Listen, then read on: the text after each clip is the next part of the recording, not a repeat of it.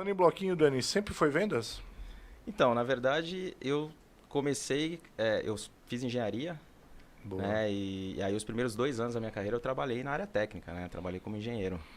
Você foi Engenheiro o Então, quê? Engenheiro civil? Então eu Caramba. tocava obra. Eu gostava dessa parte de gestão de obra. Uhum.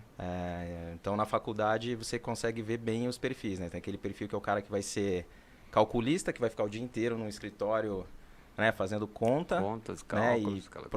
Projetando, e aquele cara que é mais voltado para gestão, que é o cara que quer estar no campo, que pega um orçamento e vai executar aquilo. Certo. E eu fui para isso. Entendi. Então, em algum momento, né, eu lá como engenheiro, eu comecei a repensar. Falei, cara, eu trabalhava numa consultora pequena.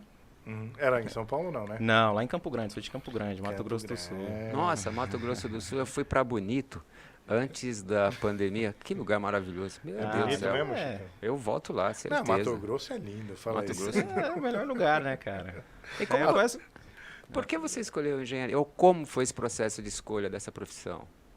Eu acho que eu sempre fui um cara mais de exatas, né? Eu sempre gostei mais dessa área de exatas. Então, eu queria seguir algo que fosse relacionado com isso. Ah, tá. E um dos melhores cursos que tinha na universidade lá, na Federal do Mato Grosso do Sul, era o curso de engenharia. Então, eu escolhi esse curso.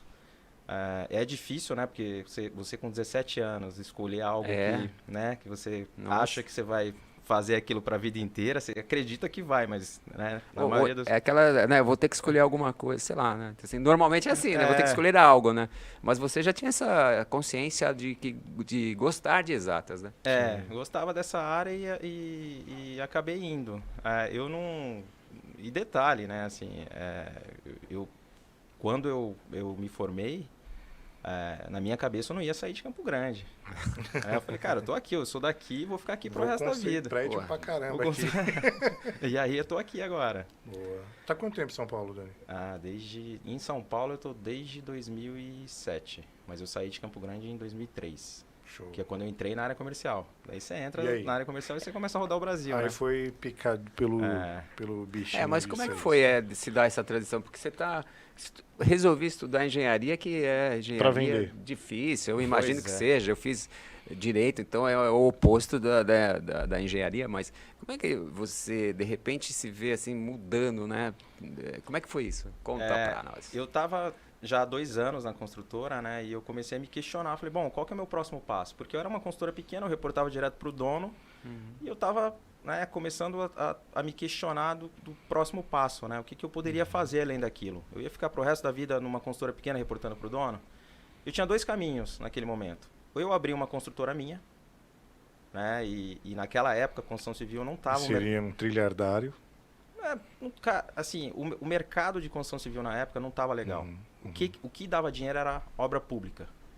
E eu tinha na minha cabeça que eu não queria mexer com obra pública, eu não queria mexer com o governo.